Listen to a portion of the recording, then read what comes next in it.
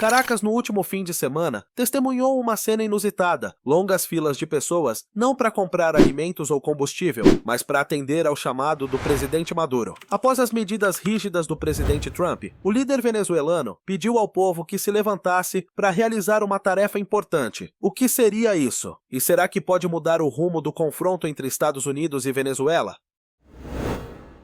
Na América do Sul, a Venezuela entrou em uma nova fase de tensão, quando os Estados Unidos aumentaram a presença militar no Mar do Caribe. No dia 1º de abril de 2020, o governo do presidente Donald Trump lançou uma das maiores operações navais do hemisfério ocidental, com a participação de navios de assalto anfíbio, como o USS Iwo Jima, USS San Antonio e USS Fort Lauderdale, transportando mais de 4.500 fuzileiros navais marinheiros e uma força de apoio que somava cerca de 22 mil soldados na região.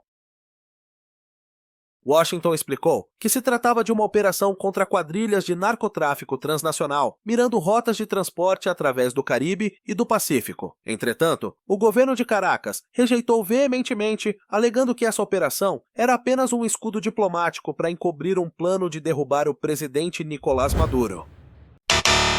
Vale lembrar que pouco antes o Departamento de Justiça dos Estados Unidos havia processado Maduro e vários altos funcionários venezuelanos sob a acusação de narcoterrorismo, além de oferecer 50 milhões de dólares a quem fornecesse informações que levassem à sua captura. Esse foi um dos maiores valores de recompensa já aplicados pelos Estados Unidos contra um chefe de Estado em exercício. A Venezuela enfrenta uma crise severa, inflação de milhares por cento, escassez de alimentos, combustível e medicamentos. Mas a iniciativa norte-americana não enfraqueceu Caracas. Pelo contrário, estimulou o governo a reunir forças. O governo de Maduro encarou isso como uma ameaça direta à soberania e à sobrevivência nacional, emitindo então um chamado urgente a todo o povo.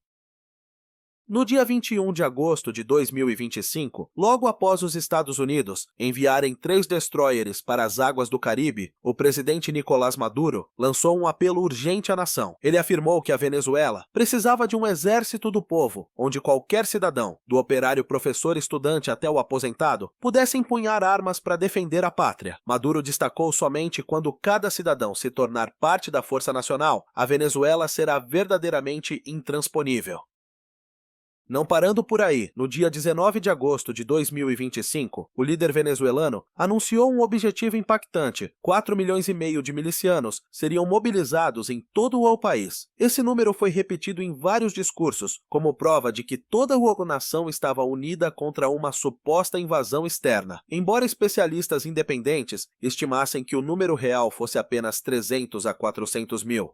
Em sua maioria civis novatos, essa projeção inflada tinha mais peso político do que militar, uma mensagem ao mundo de que a Venezuela é um bloco coeso, disposto a se sacrificar pela defesa do território. Um ponto especial do apelo foi a organização da milícia por profissão, com o slogan "Armas e mísseis para os camponeses". Maduro queria transformar todas as camadas sociais em batalhões especializados, operários protegendo fábricas, estudantes protegendo escolas, camponeses defendendo plantações. A ambição tinha como alvo principalmente as áreas rurais, que representam mais de 30% da população venezuelana, para formar uma rede nacional de defesa popular. A imagem de agricultores pobres, agora transformados em combatentes ao lado do exército, tinha forte carga simbólica, lembrando estratégias históricas de resistência popular total ao redor do mundo. Paralelamente à mobilização popular, Caracas também lançou medidas militares modernas. Nos dias 26 e 27 de agosto de 2025, o governo apresentou um plano de patrulha, com navios de guerra e drones em todo o território e no Mar do Caribe. Esses equipamentos não apenas monitorariam fronteiras, mas também atuariam em conjunto com a milícia em treinamento e defesa. Foi visto como uma forma de compensar a falta de armamento pesado do exército regular e, ao mesmo tempo, demonstrar que a Venezuela não estava atrasada em tecnologia de defesa.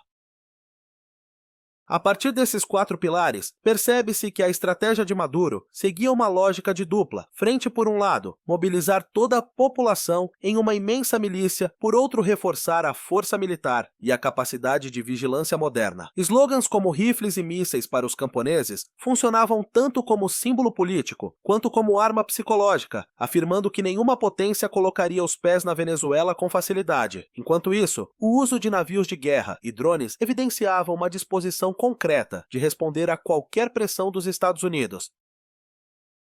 Claramente, com esse apelo enfático, Caracas buscava mostrar ao mundo que a Venezuela não estava sozinha e que, mesmo em crise, ainda era capaz de se defender contra ameaças externas. Mas como será que os venezuelanos receberam os apelos e a estratégia de mobilização total do presidente Maduro? O chamado do presidente Maduro rapidamente gerou uma onda de adesão por toda a Venezuela. Em Caracas e em várias outras cidades, as filas de cidadãos não eram para comprar comida ou combustível, mas para se inscrever na milícia. Na Praça Bolívar, coração político e histórico da capital, funcionários públicos, professores, estudantes e até aposentados subiam um a um para jurar, diante da bandeira nacional, sob os gritos de pátria para sempre. E nenhum império pisará neste solo novamente. O clima solene, mas vibrante, espalhou-se tanto que os centros de inscrição precisaram ser ampliados, chegando até a ser instalados no Palácio Presidencial de Miraflores, símbolo máximo do poder nacional.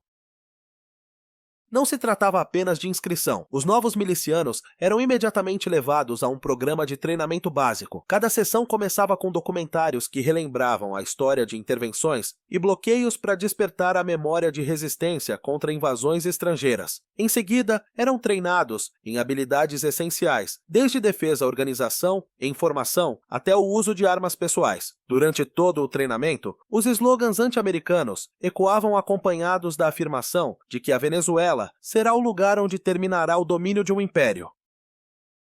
Combinando treinamento militar e propaganda política, o governo de Maduro transformou esse movimento voluntário em uma força com habilidades básicas e também em um símbolo nacional. Com a imagem de cada cidadão pronto a entrar em fileiras, a milícia não apenas fortalecia a união, mas também despertava o orgulho nacional em meio ao momento de tensão. O presidente Nicolás Maduro costuma afirmar que a Força de Milícia Nacional Bolivariana é a força de todo o povo, sobretudo no contexto de tensão com os Estados Unidos e da presença militar de Washington no Caribe. No entanto, estatísticas independentes mostram que o número real é de apenas 343 mil integrantes, incluindo recrutas recém-treinados, muito abaixo dos números oficiais. Isso evidencia uma clara diferença entre a imagem propagandística e a capacidade de mobilização real. Essa discrepância reflete a estratégia de Caracas inflar os números para despertar o espírito nacionalista e criar um efeito de dissuasão externa. Na prática, a maioria da milícia vem da população civil, participa apenas de cursos de treinamento curtos e atua em períodos específicos, o que dificulta formar uma força de combate integrada em escala nacional. Mesmo assim, do ponto de vista estratégico, anunciar números elevados ainda gera um forte efeito psicológico, ajudando o governo de Maduro a manter a imagem de um país numeroso, unido e disposto a defender o território. Assim, diante da pressão militar dos Estados Unidos, a milícia venezuelana, embora limitada em capacidade de combate real, funciona como ferramenta de propaganda e diplomacia, reforçando a posição de Caracas e sua determinação. Antes do aumento da pressão e do envio de forças militares pelos Estados Unidos, como o tamanho e o papel efetivo da milícia venezuelana refletiam a capacidade de resposta de Caracas.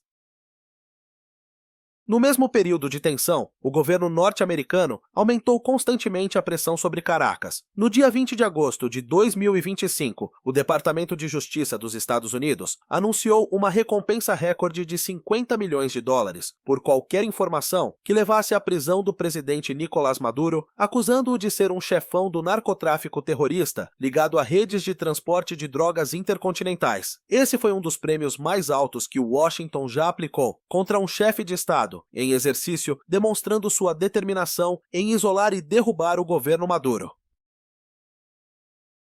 Paralelamente, o Pentágono anunciou operações navais no Caribe, afirmando que o objetivo principal era impedir o tráfico de drogas. 3 destroyers e milhares de fuzileiros navais foram enviados para perto das águas venezuelanas, marcando a maior escalada militar na região desde as crises do início dos anos 2000. Por sua vez, Caracas rejeitou imediatamente todas as acusações. O governo de Maduro chamou as ações dos Estados Unidos de imorais e ilegais e uma ameaça à paz regional. Em declarações oficiais, Caracas destacou que a mobilização militar norte-americana e a recompensa pela captura de um chefe de Estado constituíam uma violação flagrante do direito internacional e da Carta das Nações Unidas, que garantem soberania e igualdade entre as nações e o direito de autodeterminação dos povos.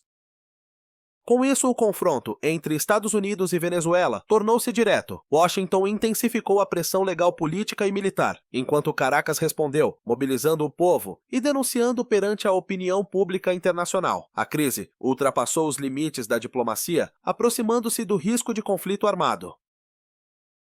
Dentro da Venezuela, a reação da oposição seguiu um rumo totalmente diferente. Os líderes opositores pediram que a população não participasse da milícia, argumentando que o apelo do presidente Maduro servia apenas para fins de propaganda e manutenção do poder. Eles enfatizaram que o governo já havia perdido o apoio da maioria dos generais de alto escalão, além de alertar que armar civis poderia gerar ainda mais instabilidade em vez de proteger a paz. No entanto, na prática, as longas filas de pessoas nos locais de inscrição, desde a Praça Bolívar até quartéis e até mesmo no Palácio Presidencial de Miraflores, mostraram outro cenário. Ao menos em termos de imagem e propaganda, o governo Maduro conseguiu demonstrar adesão popular, desmentindo a narrativa de que teria perdido completamente o apoio das massas. No plano regional, o confronto se complicou ainda mais quando Trinidad e Tobago declarou apoio aberto a Washington. O primeiro-ministro afirmou claramente se a Venezuela atacar a Guiana na disputa territorial de Essequibo, os Estados Unidos poderão usar o território de Trinidad para apoiar a defesa da Guiana. Essa declaração não foi apenas um compromisso bilateral de segurança, mas também um sinal de que os países vizinhos estavam começando a escolher lados na crise. Isso fez com que a situação não se limitasse ao confronto entre Estados Unidos e Venezuela, mas corresse o risco de se transformar em uma tensão regional. Com a participação de países vizinhos, especialmente no Caribe e na América do Sul, o cenário de escalada militar tornou-se uma ameaça real, colocando toda a região diante de um desafio de segurança e estabilidade política. O confronto entre Estados Unidos e Venezuela ainda não mostra sinais de arrefecimento. Navios de guerra norte-americanos continuam a se aproximar da costa. As milícia venezuelana segue sendo fortalecida enquanto os países vizinhos, aos poucos, escolhem lados. Esse quadro levanta uma questão em aberto. O próximo capítulo da crise será escrito com a caneta da diplomacia ou com o fogo das armas. Se você achou este vídeo útil, curta, compartilhe e inscreva-se no canal para não perder as próximas análises.